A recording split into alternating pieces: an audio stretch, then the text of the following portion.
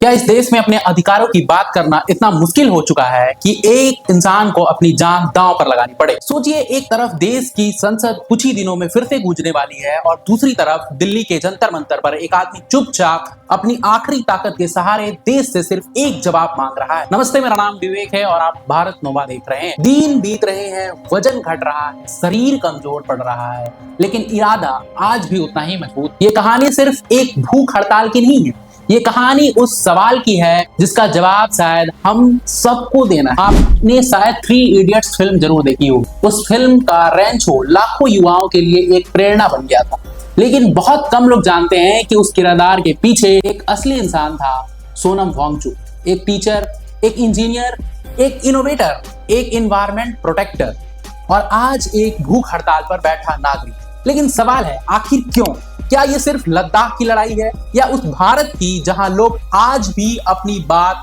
सुने जाने का इंतजार कर रहे हैं? सोनम वांगचुक का कहना है कि हिमालय सिर्फ पहाड़ नहीं, ये करोड़ों लोगों के पानी का सोर्स है, ये हमारे मौसम का बैलेंस है, ये आने वाली पीढ़ियों की सुरक्षा है।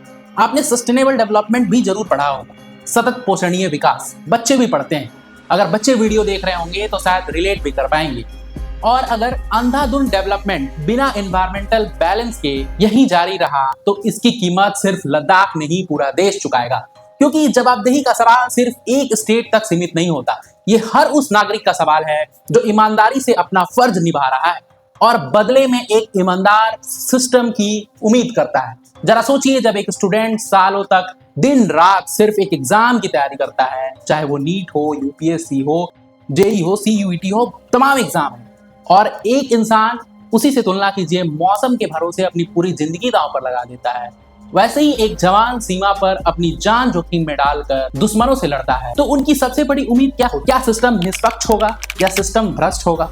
क्या उम्मीद हो सकती है? लेकिन जब क्वेश्चन पेपर लीक होने लगे तमाम ऐसी परीक्षाओं में जिसकी विद्यार्थी दिन रात मेहनत करके तैयारी करते हैं, जब योग्यता से ज्यादा जुगाड़ की चर्चा होने लगी, जब हर बड़ी घटना के बाद लोग पूछने लगे आखिर जवाबदेह कौन है, अब समस्या सिर्फ एक घटना का नहीं रह गया कि आप एक घटना पे बात कर लें। फॉर एग्जाम्पल, पेपर लीक पे, हिमालय, पेड़ कटाई, दिक्कत, करप्शन, एक चीज पे आप बात नहीं कर सकते। समस्या भरोसे की होती जा रही है। शायद सोनम वांगचुक हर बार एक बात दोहराते हैं। अगर आप उनकी वीडियो और सोशल मीडिया देखेंगे, वहां बार बार जिम्मेदारी जिम्मेदारी शब्द का इस्तेमाल होता है।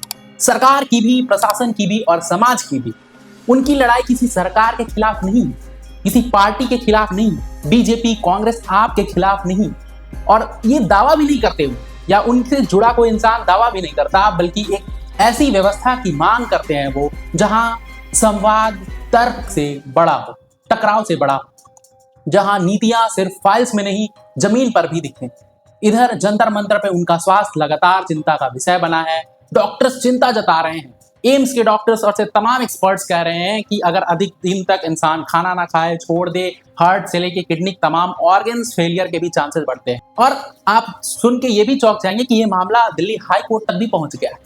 लेकिन अब बहस सिर्फ इतनी नहीं है कि मांगे मानी जाए या नहीं। बहस इस बात की है कि क्या किसी नागरिक को अपनी बात सुनाने के लिए अपनी जान तक दांव में लगानी पड़ती है।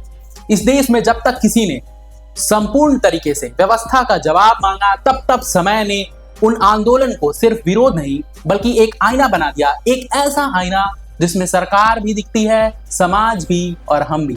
लेकिन सबसे बड़ा सवाल अभी भी वहीं खड़ा है, क्या लोकतंत्र में किसी नागरिक की आवाज तभी सुनी जाएगी जब उसकी सांसें कमजोर पड़ने लगे?